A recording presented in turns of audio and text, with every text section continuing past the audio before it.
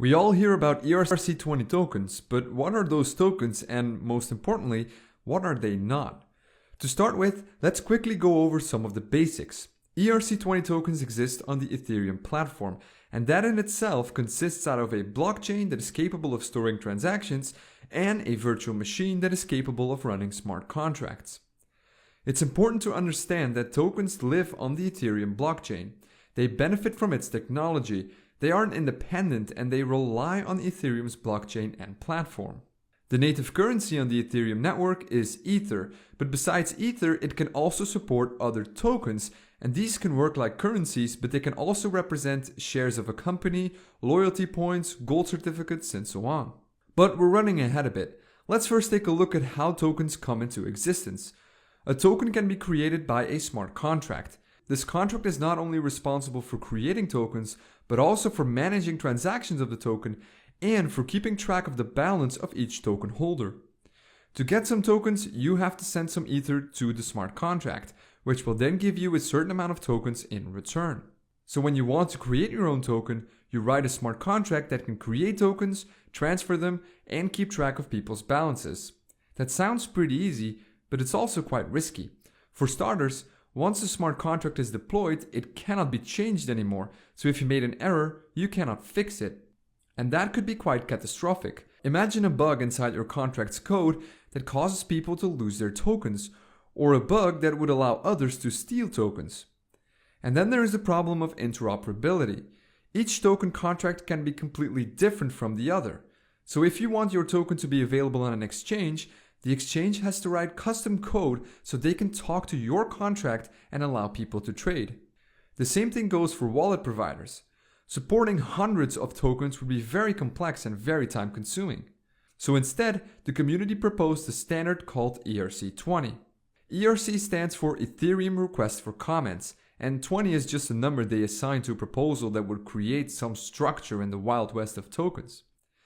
ERC20 is a guideline or a standard for when you want to create your own token. It defines 6 mandatory functions that your smart contract should implement and 3 optional ones. To start with, you can optionally give your token a name, a symbol, and you can control how dividable your token is by specifying how many decimals it should support. The mandatory functions are a bit more complex. For starters, you have to create a method that defines the total supply of your token. When this limit is reached, the smart contract will refuse to create new tokens. Next up is the balance off method, which has to return how many tokens a given address has. And then there are 2 transfer methods. Transfer, which takes a certain amount of tokens from the total supply and gives them to a user, and transfer from, which can be used to transfer tokens between any 2 users who have them. Finally, there is the approve and allowance method. Approve verifies that your contract can give a certain amount of tokens to a user, taking into account the total supply. And the allowance method is almost the exact same, except that it checks if one user has enough balance to send a certain amount of tokens to someone else. If you know something about object-oriented programming, you can compare ERC20 to an interface.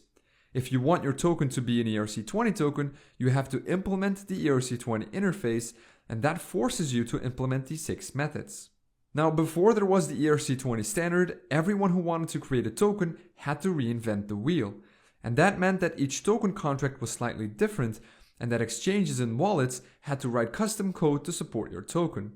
With ERC20, however, exchanges and wallet providers only have to implement this code once. And that's why exchanges can add new tokens so quickly, and why wallets like my Ether wallet has support for all ERC20 tokens without having to be updated. So how easy is it to create your own token?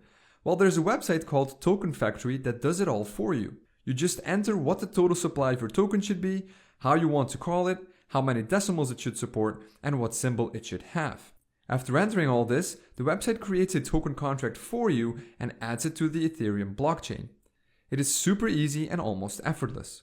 So effortless, in fact, that the website Etherscan has a list of 36,000 known ERC20 tokens, and it's estimated that in 2017, over $4 billion was raised by selling tokens in an ICO. However, these tokens were not always clean. Some were really overhyped, and many people got scammed into purchasing tokens that were essentially worthless.